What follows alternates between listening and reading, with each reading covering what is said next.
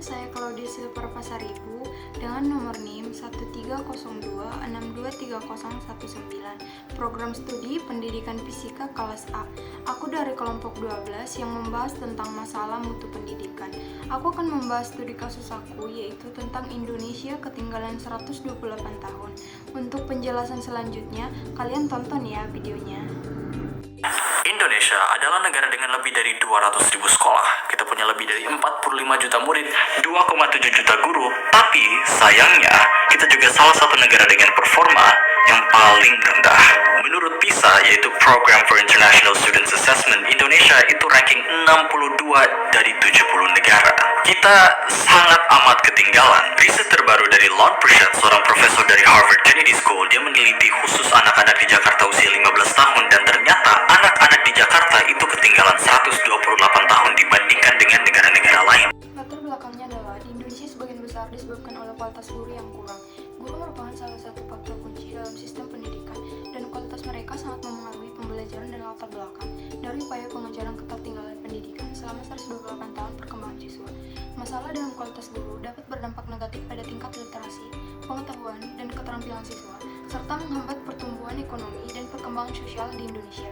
Selama bertahun-tahun, tantangan dalam meningkatkan kualitas guru di Indonesia, termasuk kurangnya pelatihan yang memadai, standar seleksi guru yang tidak selalu ketat, serta masalah terkait gaji dan insentif yang memungkinkan kurang memadai untuk menarik dan mempertahankan guru yang berkualitas.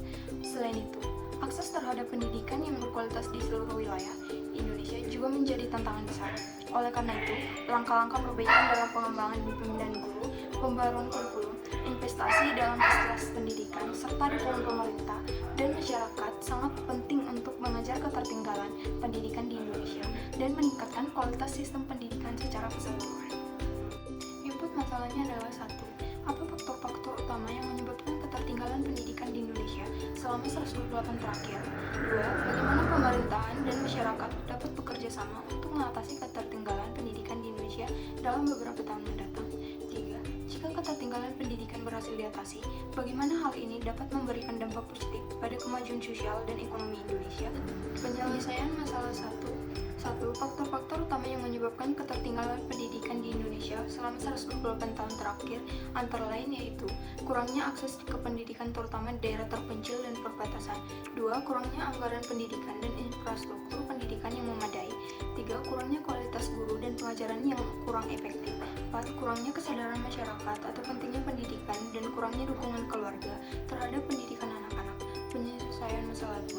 Untuk mengatasi ketertinggalan pendidikan di Indonesia dalam beberapa tahun mendatang, pemerintah dan masyarakat dapat bekerja sama dengan cara sebagai berikut.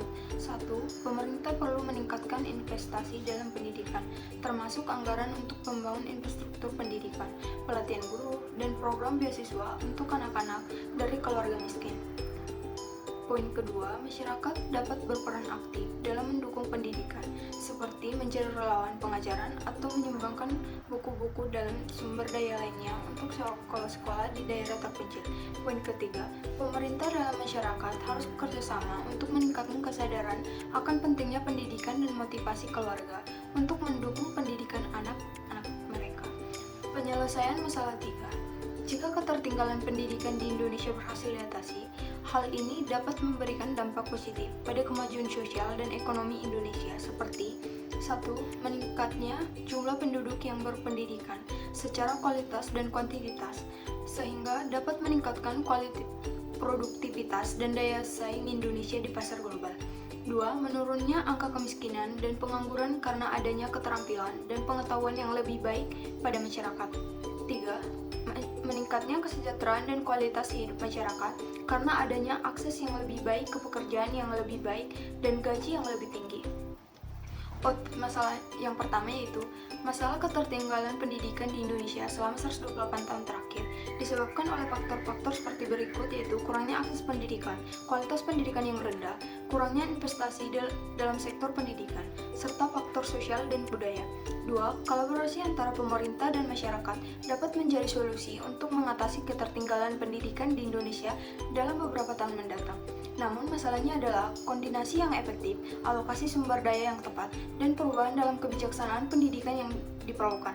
3. Jika ketertinggalan pendidikan berhasil diatasi, hal ini dapat memberikan dampak positif pada kemajuan sosial dan ekonomi Indonesia. Dengan pendidikan yang berkualitas, masyarakat akan memiliki akses terhadap pekerja yang lebih baik, peningkatan produktivitas, dan potensi untuk berkontribusi pada pembangunan negara secara keseluruhan. Hal ini juga dapat mengurangi kesejahteraan sosial dan ekonomi di Indonesia. Feedbacknya yaitu 1. Investasi dalam masa depan. Kualitas pendidikan yang baik merupakan investasi jangka panjang dalam pembangunan negara dan masa depan generasi muda. 2. Peningkatan kesejahteraan jika ketertinggalan pendidikan berakhir. Guru yang berkualitas juga harus diberikan kesejahteraan yang baik agar dapat memberikan pengajaran yang optimal. 3. Persaingan global. Kualitas pendidikan yang baik mendukung daya saing global dan keterlibatan dalam ekonomi global. Sekian presentasi studi kasus saya. Mohon maaf jika ada kesalahan. Terima kasih.